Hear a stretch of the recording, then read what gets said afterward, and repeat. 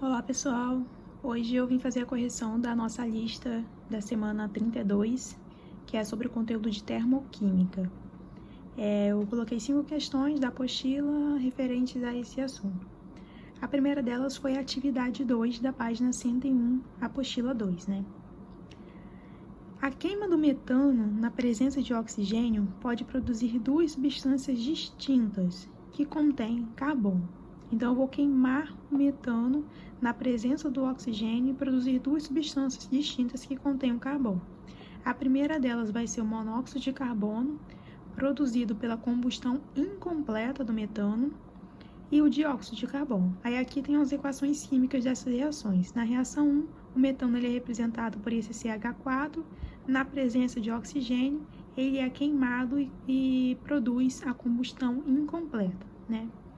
E já na reação 2, a queima do metano, ao se juntar, né, na presença de oxigênio, vai formar CO2.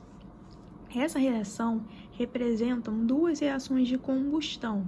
Uma é uma reação de combustão incompleta e a outra uma reação de combustão completa. Na combustão incompleta, a gente tem como liberação o monóxido de carbono, que é o CO. Já na combustão completa, a gente tem a liberação do CO2, que é o dióxido de carbono. Quando vocês viram lá o vídeo referente a essa semana, foi falado com muita ênfase a respeito das reações, da classificação delas, que podem ser classificadas como reações exotérmicas ou endotérmicas. Nas reações endotérmicas, é necessário o consumo de calor, é necessário o consumo de energia. Já numa reação exotérmica, há uma liberação de calor, uma liberação de energia. Toda reação de combustão, você vai liberar calor, você vai liberar energia. Então, nesse caso, nos dois casos, tanto na combustão completa quanto na combustão incompleta, a gente vai ter uma reação exotérmica, porque eu estou tendo a liberação de calor. Então, a letra B e a letra C eu já posso excluir, porque diz que a reação é endotérmica. Então, ambas são exotérmicas. Na letra A diz que ambas são exotérmicas e a quantidade de calor liberada em um é menor que em 2. Já na letra D diz que ambas são exotérmicas e a quantidade de calor liberada em 2 é menor do que em 1. Quem vai liberar mais energia nesse caso vai ser a reação na qual eu tenho a combustão completa. Porque quando eu tenho uma combustão completa, eu tenho uma quantidade maior de oxigênio. E isso vai influenciar na hora de eu ter uma liberação de energia. Então, eu libero mais calor em 2 do que em 1. Por isso que minha alternativa correta é a letra A. Porque aqui, ó, a quantidade de calor liberada em 1 é menor que em 2. Combustão incompleta, a reação ela não terminou de ocorrer da forma que era necessária, e isso vai influenciar diretamente na liberação de calor. Por isso que nesse caso, a quantidade de calor ela é inferior à de uma combustão completa. Atividade 3, página 102. Percebe-se aproximadamente no 14º dia do ciclo menstrual que a temperatura corporal da mulher aumenta ligeiramente, indicando que está ocorrendo a ovulação. É o chamado período fértil. O aumento da temperatura é atribuído a um aumento da atividade metabólica, produzindo energia, que é liberada sob a forma de calor. Sabendo-se que ΔH é igual a HP menos HR, aqui é a entalpia da reação. Na entalpia da reação, a gente tem essa fórmula. HP, que seria a entalpia do produto, menos HR, que seria a entalpia dos reagentes. É a mesma coisa que a gente faz lá na física. ΔS é a distância final menos a distância inicial. Tempo final menos inicial. Aqui é a mesma coisa, o produto vem no fim e o reagente vem no começo. Então, é final menos inicial, produto menos reagente. As reações metabólicas que ocorrem no período fértil da mulher são classificadas como: ela precisa ser exotérmica, correto? Não vai ser endotérmica e não vai ser endotérmica. Agora eu preciso saber se ela vai ser exotérmica com reagente menor do que o produto, com reagente maior que o produto ou reagente menor igual ao produto. No vídeo, foi falado para vocês que em toda reação exotérmica, a entalpia dos reagentes é maior do que a entalpia dos produtos. Foi mostrado gráficos e nesses gráficos vocês conseguiam visualizar. A entalpia do reagente, ela sempre vai ser maior do que a entalpia do produto quando a minha reação for exotérmica. Agora, em reação endotérmica, a entalpia do produto, ela vai ser maior do que a entalpia dos reagentes. É como se fosse uma regra geral nesse caso de termoquímica. Então, nesse caso, eu tenho uma reação exotérmica, porque eu estou liberando calor, e a entalpia do reagente é maior que a minha entalpia do produto. Passando de questão. Atividade 4, página 102.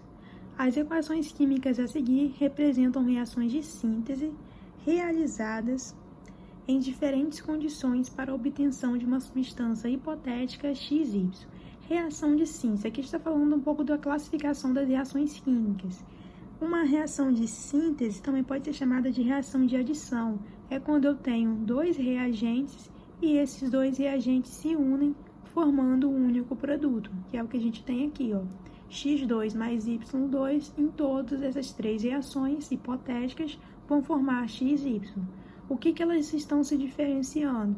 Elas estão se diferenciando no estado físico que XY está sendo formado. Em um, o estado físico é líquido, em 2 é sólido e em 3 é gasoso. E isso interfere diretamente na quantidade de calor que é liberada. O estado sólido é o estado que tem menor poder de agregação, é o estado na qual as moléculas estão mais unidas. Se é o estado na qual as moléculas estão mais unidas, vai ser aquele que eu vou ter uma maior liberação de calor. Então, quanto mais unida for as minhas moléculas, quando eu for realizar uma reação desse tipo, eu vou ter uma maior liberação de energia. Ao contrário do gasoso. O gasoso, as minhas moléculas elas estão completamente dispersas, com um menor poder de agregação, e isso também interfere na quantidade de calor. Então, nesse caso, eu tenho uma menor liberação de calor quando o meu estado for gasoso. Então, o estado sólido, que tem as moléculas mais compactas, mais juntinhas, liberarão mais energia. Em seguida, o estado líquido, que seria o meio termo do estado sólido e gasoso, ele liberaria uma quantidade de calor inferior ao do estado sólido, mas superior ao do estado gasoso. Então, nesse caso, o Q2, que está representando o estado sólido, é quem libera mais energia. Depois, ele é seguido de Q1, que está no estado líquido, e, por último, o Q3, que está no estado gasoso. Então, a alternativa que eu marcaria era Q2 maior que Q1, maior que Q3. Atividade 5 da página 102. O índice de nutrição alimentar de um país é medida pela quantidade de proteína, nitrogênio, ingerida por um indivíduo. Entretanto, para a produção de energia diária, os carboidratos são bons alimentos. Fonte. E a utilização da glicose pelas células implica sua oxidação por meio de uma série de reações que podem ser assim resumidas.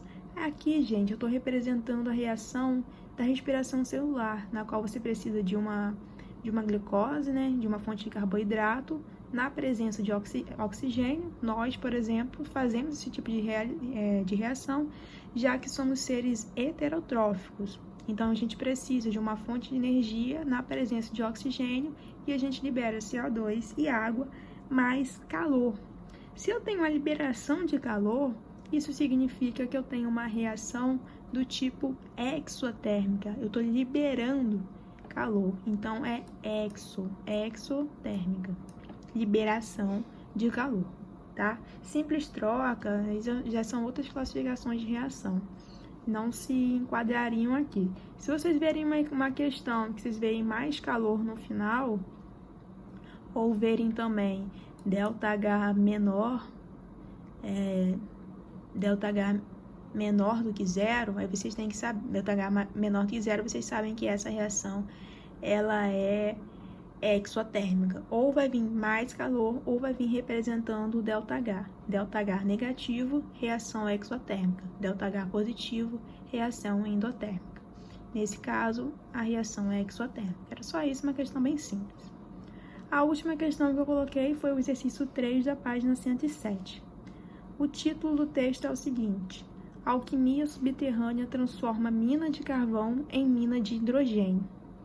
Em uma área de mineração de carvão localizada no sul da Polônia, um grupo de cientistas está usando uma mina de carvão para avaliar experimentalmente um método alternativo para a produção de energia limpa e, assim, oferecer uma utilização para pequenos depósitos de carvão ou minas exauridas, que são tradicionalmente deixadas de lado, representando passivos ambientais. Na teoria no laboratório, a injeção de oxigênio de vapor no carvão resulta na produção de hidrogênio.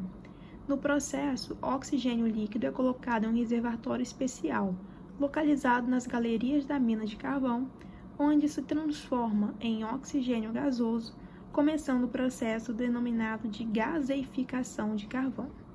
A passagem de oxigênio líquido para oxigênio gasoso é uma transformação física. Aí ele quer saber se é exotérmica ou endotérmica e qual é o tipo de classificação que a gente tem aqui nesse oxigênio líquido para oxigênio sólido, oxigênio gasoso, né? Passagem de líquido para gasoso, a gente chama que um processo ele é classificado como vaporização. E a vaporização, ela pode ser de 3 tipos. Ela pode ser a evaporação, que é uma passagem de forma natural, de forma lenta. Um exemplo disso seria a roupa colocada no varal para secar. Ela vai evaporar, né? O líquido ali vai sair, vai passar para gás, mas de uma forma lenta. A ebulição, na qual a gente precisa ter o aumento da temperatura, geralmente colocar uma água para ferver, aquele borbulhamento, significa que eu estou transformando o meu estado líquido e passando para um estado gasoso. Eu também posso ter uma calefação, que seria um caso mais extremo, na qual a temperatura é como se fosse a minha transformação instantânea. É como se eu jogasse gotículas de água numa frigideira extremamente quente ou numa chapa extremamente quente. A água rapidamente sofreria o que é chamado de calefação e passaria do líquido para o gasoso. Então, nesse caso, é uma vaporização, então fusão não está correto, ebulição pode ser, liquefação não, porque liquefação seria do gasoso para o líquido, fusão é do sólido para o líquido, evaporação pode ser também, e sublimação é a passagem direta do sólido para o gasoso ou do gasoso para o sólido. Então, a gente fica entre essas duas opções. O que vai definir é se essa reação que a gente está falando, ela é exotérmica ou endotérmica. Nesse caso, de acordo com tudo que foi falado no texto, essa reação ela vai precisar consumir energia, porque ela quer ser transformada em hidrogênio. E aqui, de acordo com o texto, em algumas partes dele, ele vai falando que, na teoria no laboratório, a injeção de oxigênio de vapor no carvão resulta na produção de hidrogênio. Se eu estou adicionando vapor, isso aqui já é um indicativo que eu preciso consumir energia para que eu gere o meu produto. Então, nesse caso, eu estou precisando consumir energia. Se eu consumo energia, a minha reação é classificada como endotérmica. Então, aqui eu tenho uma reação endotérmica classificada como evaporação. Essa lista de termoquímica da semana 32 seria basicamente isso. São questões bem teóricas e que são importantes no entendimento do conceito.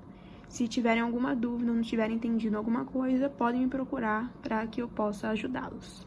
Por hoje é isso. Até a semana que vem.